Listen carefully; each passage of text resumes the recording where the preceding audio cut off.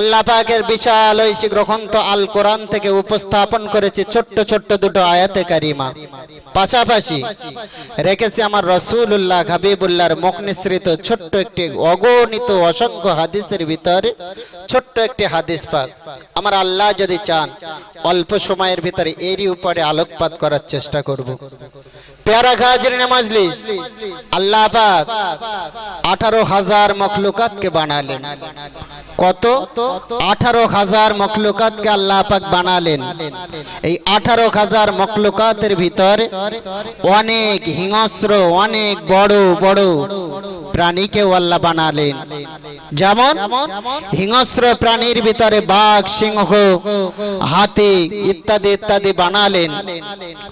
সমস্ত কিছু বানানোর পরে আল্লাহ পাকে 18,000 মখলুকাতের ভিতর দুটো সম্প্রদায়কে আল্লাহ বললেন যে আমি তোমাদের দুজনকে আমার ইবাদত উপাসনা বন্দেগী করার জন্য আমি বানিয়েছি। দুটো প্রাণী, দুটো সৃষ্টিকে আল্লাহ বললেন যে তোমাদেরকে আমি আমার ইবাদত তেলাওয়াত উপাসনা করার জন্য বানিয়েছি, অন্য কারো থেকে আমি কিছু চাইনি। কেন? আল্লাহ পাক মানুষ আর জিনের কাছ থেকে কেন চাইলেন? অন্য কোন পশু পাখি তাদের কাছ থেকে তো চাইতে পারতেন। পাখি আল্লাহ পাকের জিকির করে, পশুরা আল্লাহ পাকের জিকির করে, সমস্ত মখলুক আল্লাহর জিকিরে মশগুল। কিন্তু আল্লাহ পাক দুটো জাতিকে মেনশন করে কেন বললেন তোমাদের কাছ থেকে আমি ইবাদত তেলাওয়াত চাই? প্যারা হাজিরিনে মজলিস, খুব মনোযোগ দিয়ে শুনবেন। আল্লাহ পাক যখন নবী আদম আলাইহিস সালাতু সালামকে বানানোর ইচ্ছা করলেন, আল্লাহ পাক ফেরেশতা দিগকে ডাক দিলেন, আয় আমার ফেরেশতারা তোমরা চলে এসো। ফেরেশতারা হাজির। আল্লাহ আপনি আমাদেরকে ডেকেছেন? হ্যাঁ আমি তোমাদেরকে ডেকেছি। আল্লাহ কেন? কারণটা জানতে পারি? ফেরেশতারা যেই না কথা বলল, আল্লাহ পাক একটা কথা বললেন। কি বললেন? ইন্নী জাইলুন ফিল আরদি খলিফা, আমি পৃথিবীতে আমার একজন প্রতিনিধি বানাতে চাই, আমি একজন আমার খলিফা বানাতে চাই। তোমাদের মতামতটা কি বলো?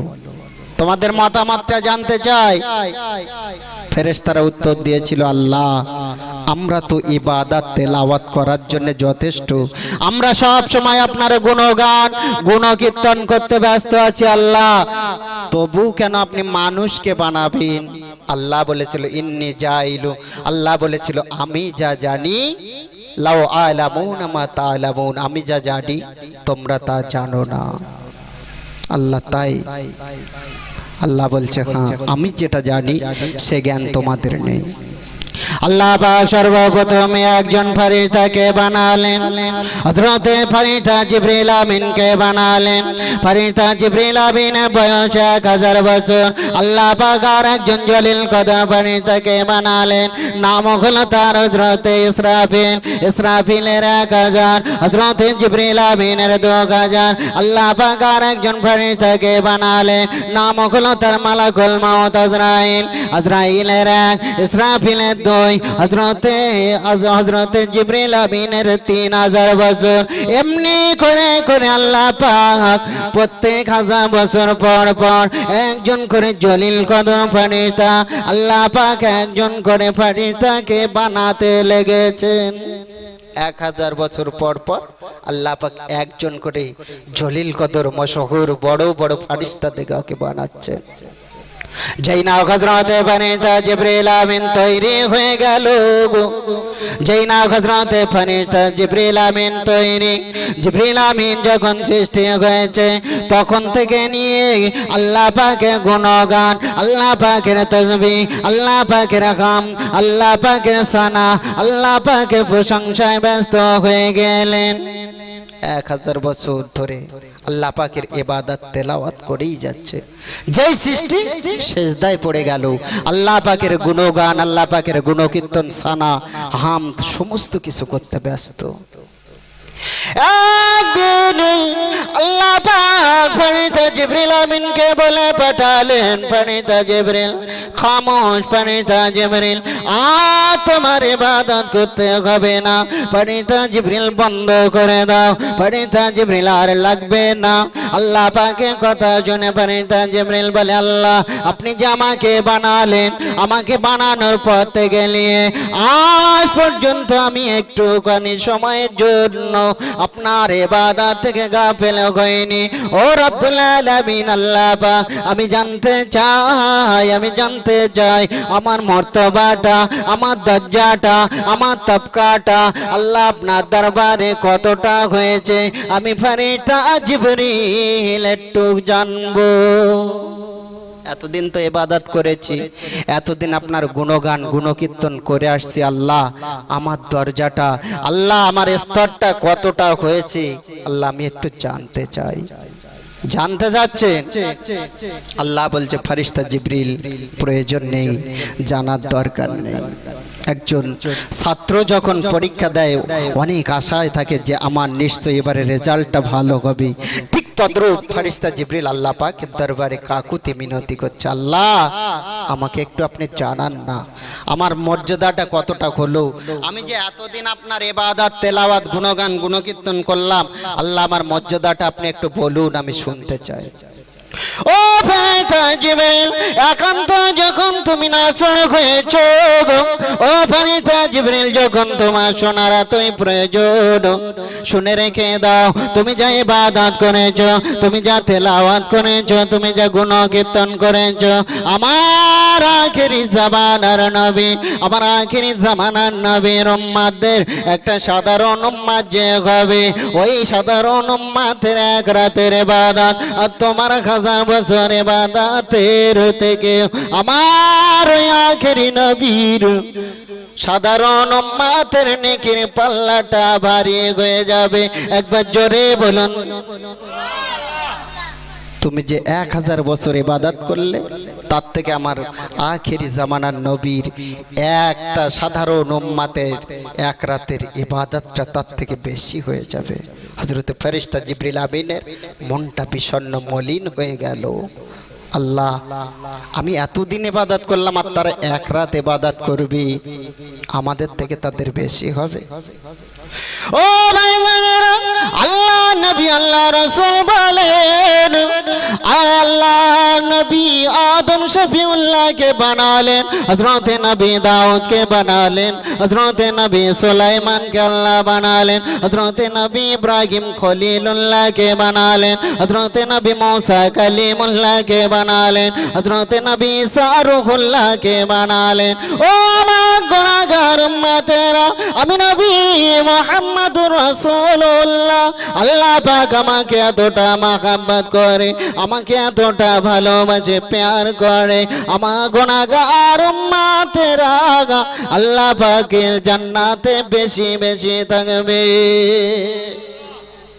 আমার গুনাহগার উম্মতেরা বেশি বেশি আমার আল্লাহ পাকের দয়ার জান্নাতে থাকবে 2,24,000 মতান্তরে 1,24,000 নবী রাসূল পয়গম্বর তাদের উম্মতেরা অল্প থাকবে জান্নাতে বেশি থাকবে আমি আখিরি নবী পয়গম্বর আমার উম্মতেরা আজকে সেই উম্মতেরা যে নবী পাক সাল্লাল্লাহু আলাইহি সাল্লামকে বড় নিয়ামত করে আমরা পেলাম যে নবীকে আমরা বড় নিয়ামত স্বরূপ পেলাম সেই নবী পাকের উম্মত হয়ে আজকে নবী নাফরমানি করি আল্লাহ পাক কোরআনে একটা আয়াত দিলেন মা আতাকুমুর রাসূলু ফাখুজুহু ওয়া মা নাহাকুম আনহু ফান্তাহু আমার রাসূল যেটা তোমাদের আদেশ করে সেটাকে গ্রহণ করে নাও আমার রাসূল যেটা নিষেধ করে সেটাকে তোমরা ছেড়ে দাও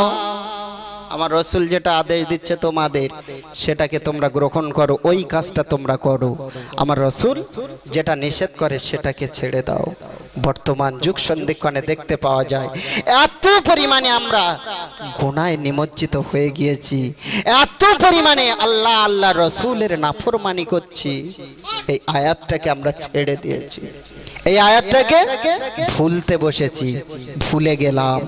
প্যারা হাজিরিন, তাহলে নবী পাকের যে আশা আমার উম্মতেরা বেশি বেশি জান্নাতে থাকবে, তাদের আশেপাশে আমরা জান্নাতের আশেপাশে কি আমরা যেতে পারবো? আল্লাহ বললেন হুররিমাত আলাইকুমুর রিবা, তোমরা সুদ খেও না। আল্লাহ বললেন এ বান্দা তোমরা সুদ খেও না, তোমরা মদ পান করো না, তোমরা জুয়া খেলো না।